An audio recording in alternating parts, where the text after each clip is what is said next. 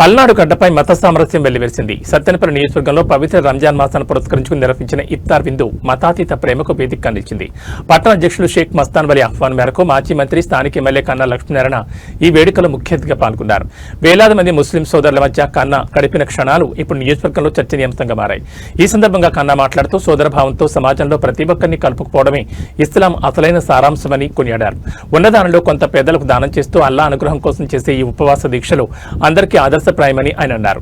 మహమ్మద్ ప్రవక్త చూపిన మార్గంలో పేద గొప్ప తారతమ్యం లేకుండా అందరినీ సమానంగా చూడాలని పిలుపునిచ్చారు. ఈ కార్యక్రమంలో జిల్లా అధ్యక్షులు షేక్ జానీ సైదా పాల్గొని మైనార్టీ సోదరులకు అండగా నిలిచారు. అయితే ఇక్కడ హైలైట్ ఏంటంటే ఎమ్మెల్యే కన్నా కేవలం అతిథిగా ఉండిపోకుండా స్వయంగా విందులో పాల్గొన్న ప్రతి ఒక్కరిని పలకరిస్తూ ఆప్యాయంగా భోజనం వడ్డించారు. ఈ సామాన్యతను చూసి అక్కడ ఉన్న ముస్లిం పెద్దలు యువకులు హర్షం వ్యక్తం చేశారు. కూటమి నాయకులు కార్యకర్తలు భారీ సంఖ్యలో పాల్గొని ఈ వేడుకను విజయవంతం చేశారు.